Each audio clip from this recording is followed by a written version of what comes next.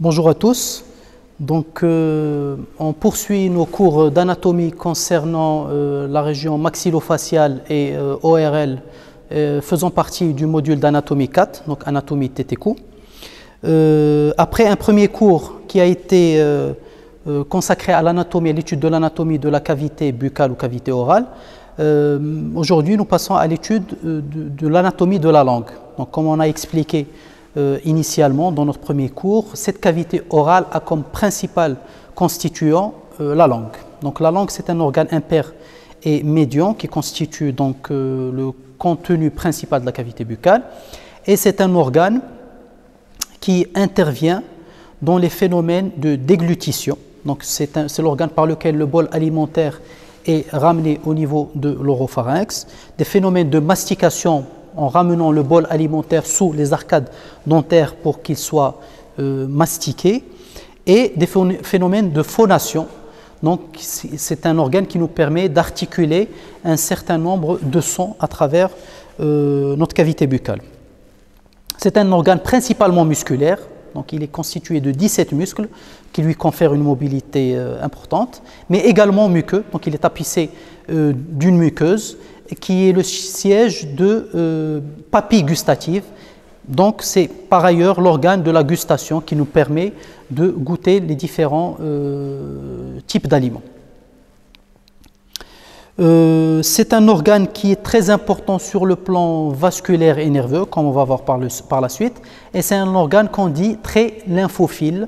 Lymphophile, c'est-à-dire que son drainage lymphatique est très riche et se fait de manière bilatérale pour les régions médianes, une notion importante en matière de chirurgie carcinologique de la cavité buccale. Donc nous allons tout d'abord commencer par représenter cette langue, grossièrement.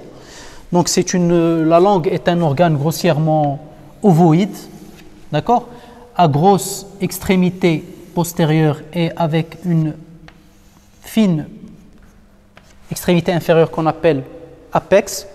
Voilà. Elle présente un sillon médian et elle est tapissée de papilles gustatives dont les plus volumineuses constituent au niveau de ces deux tiers postérieurs une structure qu'on appelle le V lingual. Donc on a des papilles caliciformes qui constituent ce qu'on appelle le V lingual. Voilà. Donc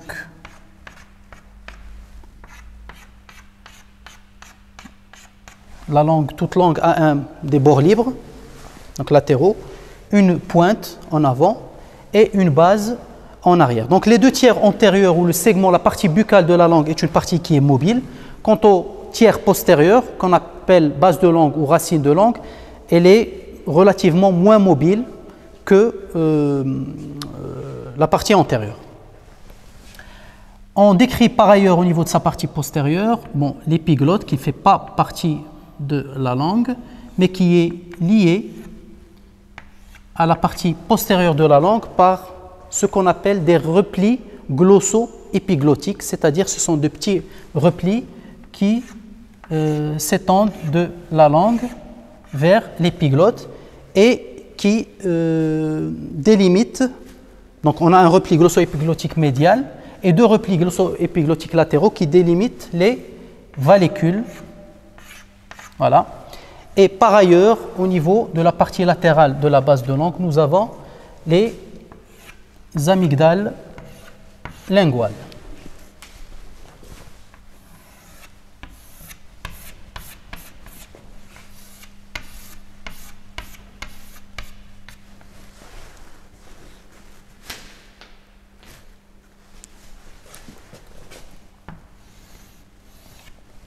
Donc c'est la partie fixe de la langue, c'est la partie mobile de la langue, et là, nous avons la partie fixe de la langue, qu'on appelle également base de langue. Donc à ce niveau, nous avons ce qu'on appelle le V lingual, constituée par des papilles caliciformes.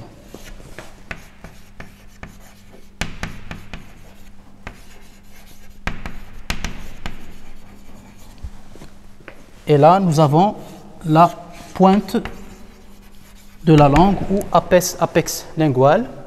À ce niveau, nous aurons l'épiglotte et les amygdales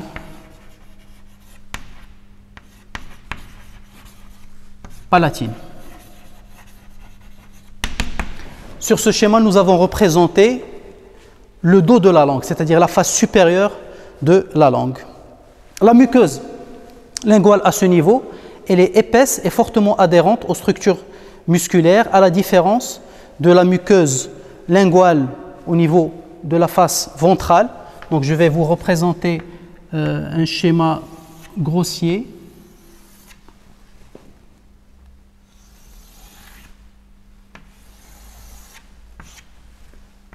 Donc grossièrement c'est ça, avec une structure au milieu qu'on appelle frein de langue qui rattache cette langue au plancher buccal.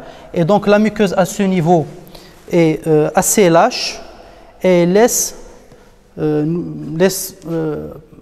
paraître les reliefs des glandes sublinguales, mais également des veines linguales. Pour orienter notre schéma, bien entendu, comme tout schéma,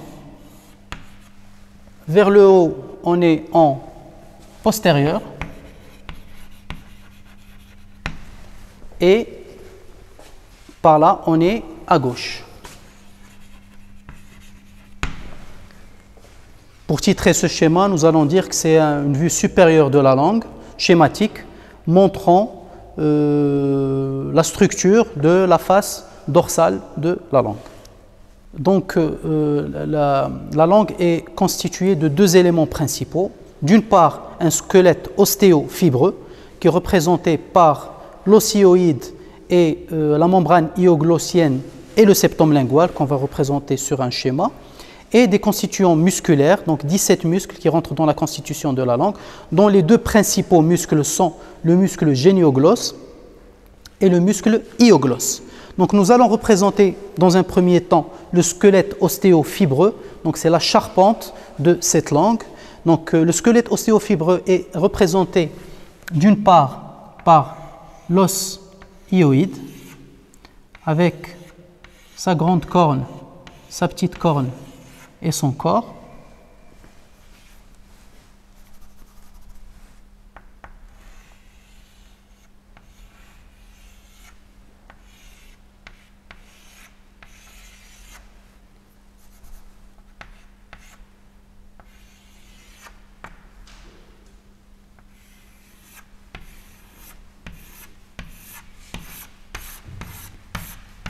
Donc l'os hyoïde qui a grossièrement cette forme en fer à cheval incurvée en postérieur, donc ouverte en postérieur, et qui présente deux saillies. Nous avons d'une part la grande corne de l'os hyoïde et d'autre part la petite corne de l'os hyoïde. Sur cet os hyoïde vient se fixer deux éléments fibreux faisant partie de ce squelette ostéofibreux de la langue. Nous avons d'une part la membrane hyoglossienne qui se fixe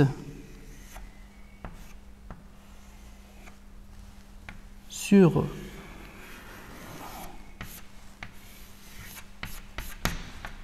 le bord supérieur de l'os hyoïde. Voilà.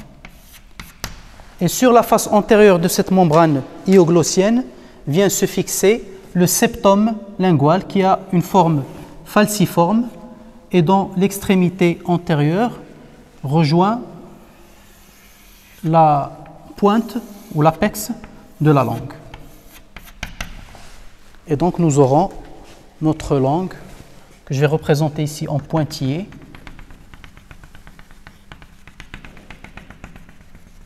Qui est comme ça. Donc, on va légender notre schéma. Nous avons d'une part l'ossioïde,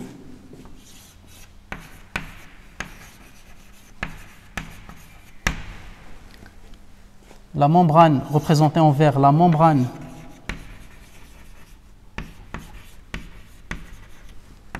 hyoglosse, et en vert le septum lingual. Ceci est un schéma qui représente le squelette ostéofibreux de la langue. On passe à un deuxième schéma qui va nous représenter, sur lequel on va représenter les différents constituants musculaires de cette langue. Donc on va représenter d'une part les mandibules. C'est un schéma en coupe frontale ou coupe coronale de la cavité buccale, montrant la structure de la langue ou les différents constituants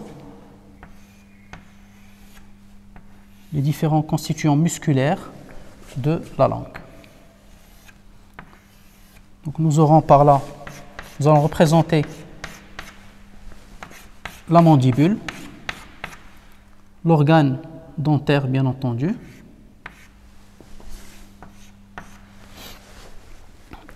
nous aurons à représenter le muscle mylohyoïdien, donc qui forme ce plancher buccal et qui s'étend de part et d'autre des lignes mylohyoïdiennes situées au niveau des faces internes du corpus mandibulaire. Nous avons au-dessous du muscle mylohyoïdien le ventre antérieur du digastrique, les ventres antérieurs du digastrique, donc il y en a deux. C'est un muscle qui est pair et symétrique. Nous allons légender notre schéma au fur et à mesure. Donc nous avons le ventre antérieur du digastrique,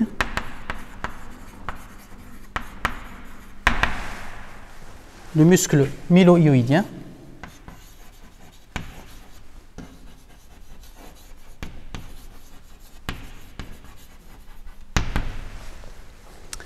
nous avons par ailleurs au-dessus du muscle mylohyoïdien les deux muscles génio-hyoïdiens.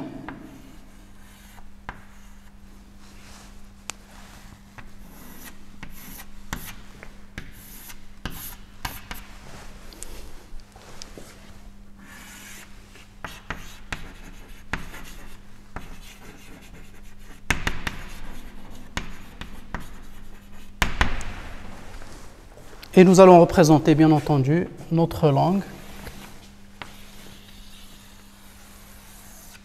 pour marquer les différents éléments anatomiques, différents muscles qui la représentent. Nous avons un muscle impair à la partie toute supérieure, toute superficielle de la langue, qui est le lingual supérieur ou le longitudinal supérieur.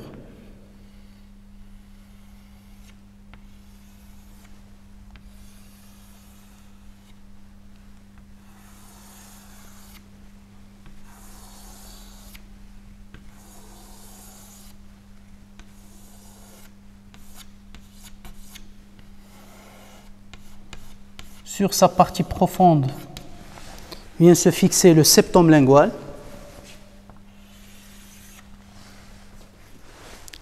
Et de part et d'autre de ce septum lingual, nous aurons le muscle génioglosse, donc qui est le plus volumineux de ces muscles.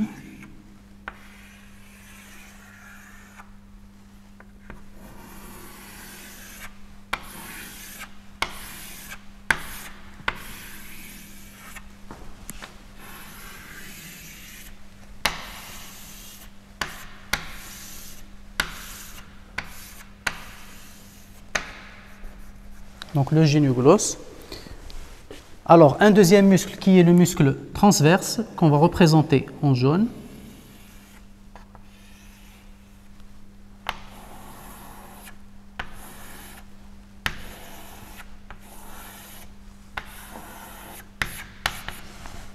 On va légender au fur et à mesure notre schéma. Muscle transverse. Je vais mettre quelques abréviations, mais je souhaite que vous mettiez la légende au complet. Muscle longitudinal supérieur.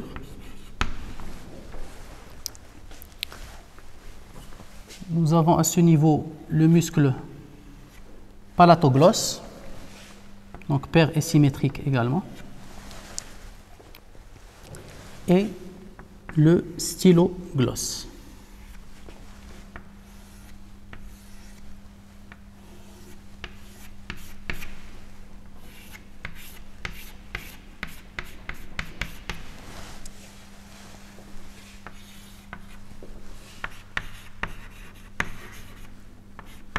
Palatoglosse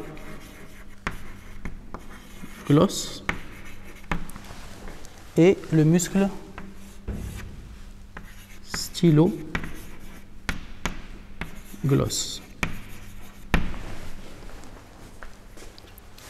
Un autre muscle qui est un muscle principal, c'est le muscle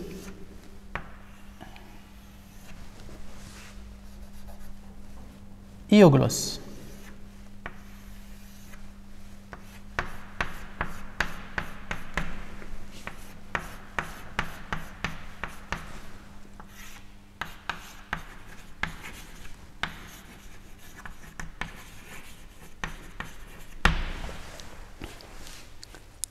Un autre muscle qui est le lingual inférieur que je vais représenter par une couleur différente.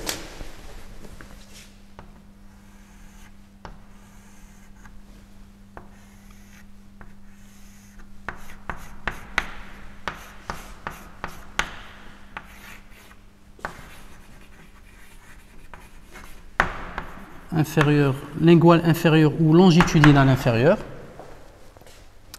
Nous aurons le muscle constricteur supérieur du pharynx.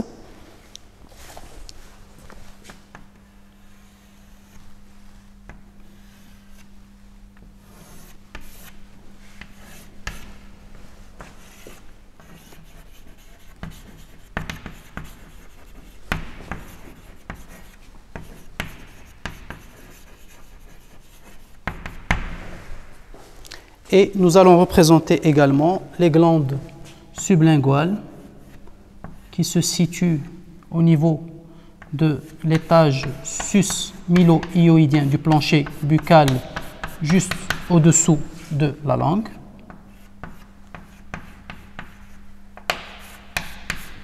Ce sont des glandes salivaires principales.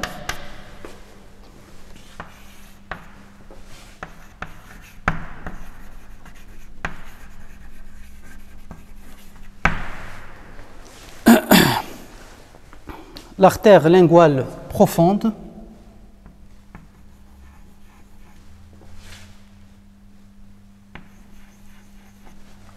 qui est une branche de l'artère linguale et qu'on verra au cours du schéma qui est consacré à la vascularisation de la langue. Les artères sublinguales,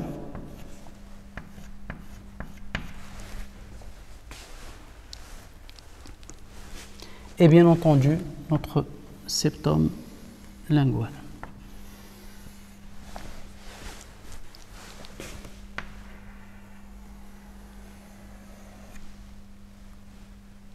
Le gros muscle, bien sûr, c'est le muscle génioglosse. Donc c'est un schéma en coupe coronale ou frontale de la bouche, du plancher buccal, montrant la constitution, les muscles constituants rentrant dans la constitution de la langue. Et donc, pour orienter notre schéma, nous avons en haut la partie supérieure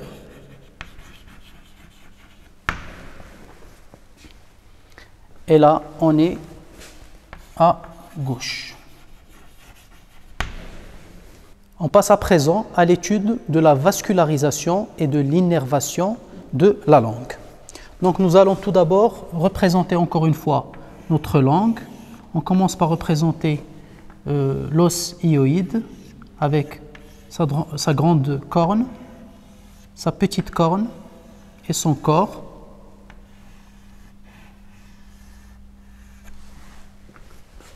La mandibule,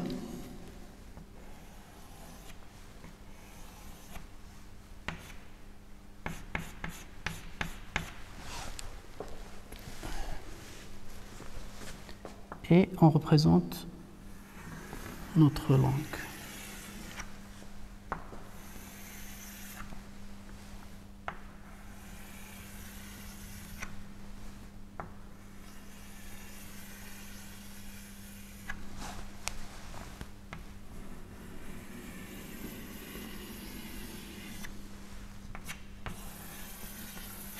Donc nous avons à ce niveau le dos de la langue, puis la mandibule et l'organe dentaire. Alors la vascularisation de la langue, tout d'abord on va commencer par la vascularisation artérielle. Cette vascularisation artérielle est assurée par une branche de la carotide externe qui est l'artère linguale. Alors cette artère linguale naît de la carotide externe après avoir donné sa première branche qui est l'artère thyroïdienne supérieure, et donc cette artère va cheminer en dedans du muscle hyoglosse pour s'épanouir dans l'épaisseur de la langue et donner ses branches terminales. Donc première branche, c'est l'artère dorsale de la langue, puis après un trajet sinueux va donner l'artère linguale profonde et l'artère sublinguale.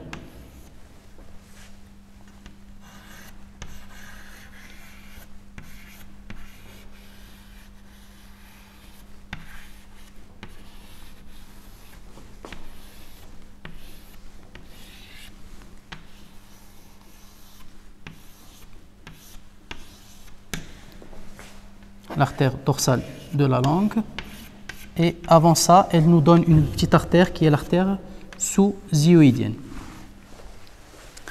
Donc, nous avons représenté donc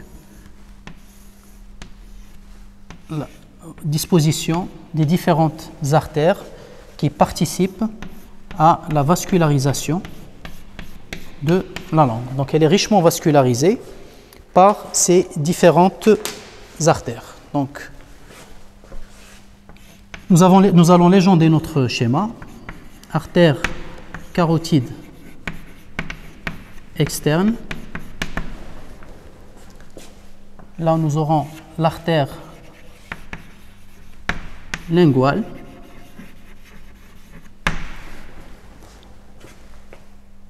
L'artère dorsale de la langue, l'artère linguale profonde et enfin l'artère sublinguale.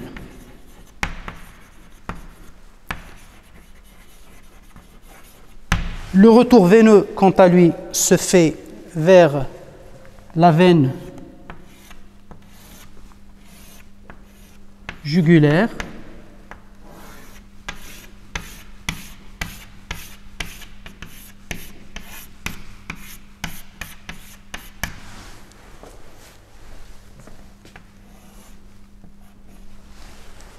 par la confluence des veines sublinguales, des veines linguales profondes et sublinguales, et qui vont se réunir au niveau du tronc veineux thyro-lingo-facial.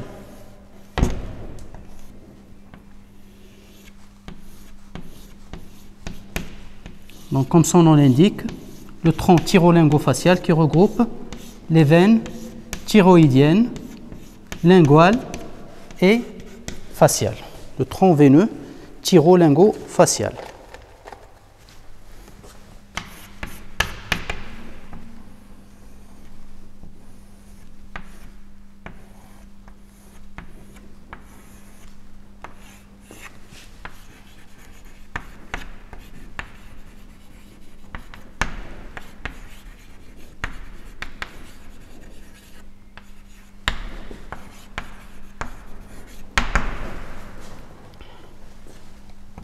thyro-lingo-facial. Alors, pour ce qui est du drainage lymphatique, donc le drainage lymphatique, la langue est dite un organe lymphophile, c'est-à-dire que son drainage lymphatique se fait vers un ensemble de nœuds lymphatiques cervico-faciaux. Nous avons un drainage des parties antérieures de la langue, donc de la pointe de la langue, vers les ganglions sous-mentaux.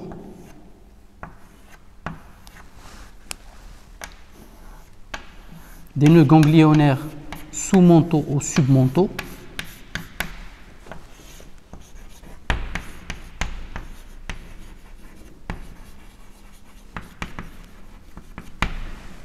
Le corps de la langue se draine quant à lui vers les ganglions sous-mandibulaires et vers la glande sous-mandibulaire.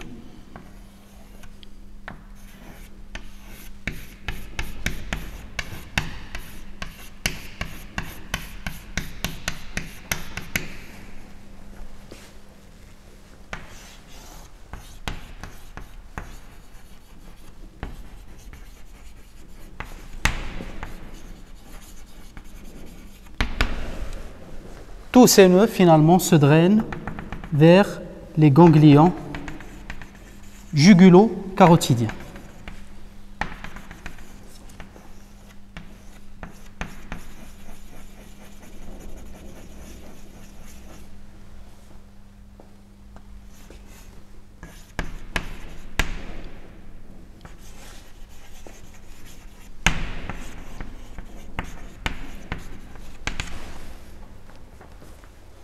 Alors, pour ce qui est des régions médianes de la langue, le drainage se fait de manière bilatérale, aussi bien à droite et à gauche. C'est une notion importante à connaître, surtout en chirurgie carcinologique, c'est-à-dire en chirurgie tumorale maligne, car les évidements ganglionnaires ou les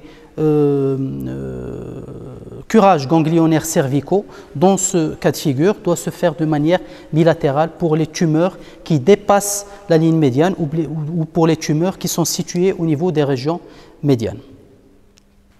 Nous allons passer maintenant à la dernière partie de notre cours consacrée à l'innervation de la langue.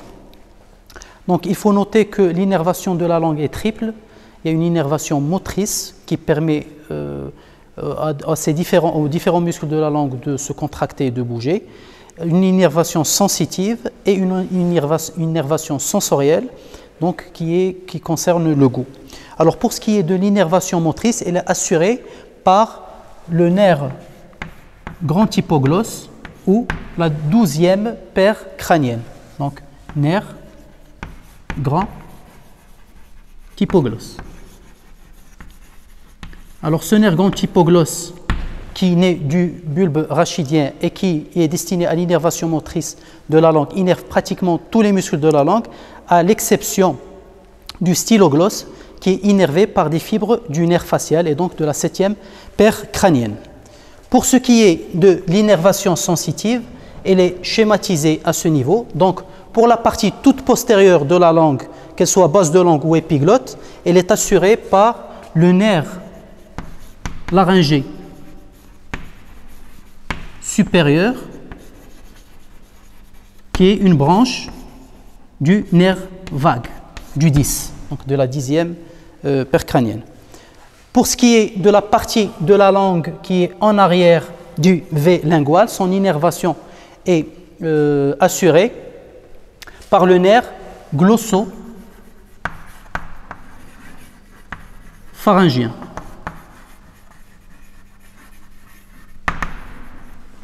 Donc la 9e paire crânienne. Puis au final, l'innervation de la partie antérieure de la langue ou de la langue mobile, donc son innervation sensitive est assurée par le nerf lingual,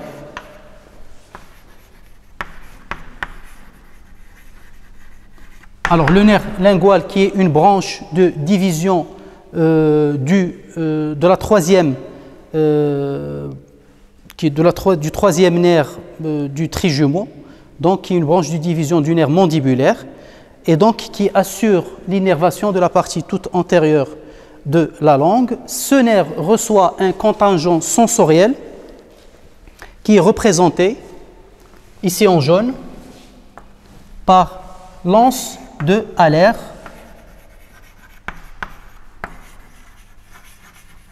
qui nous provient donc du 7 bis de l'intermédiaire du Vriesberg, et donc par l'intermédiaire de ce contingent sensoriel, nous avons cette faculté ou cette capacité sensorielle de la langue, donc qui nous permet de distinguer les différents goûts et les différentes saveurs. Donc voilà, je crois qu'on a fait le tour de ce cours d'anatomie de la langue. J'espère que le cours était simple pour vous et compréhensible. Et donc, je vous donne rendez-vous pour un prochain cours faisant partie de notre module d'anatomie 4. Je vous remercie pour votre attention.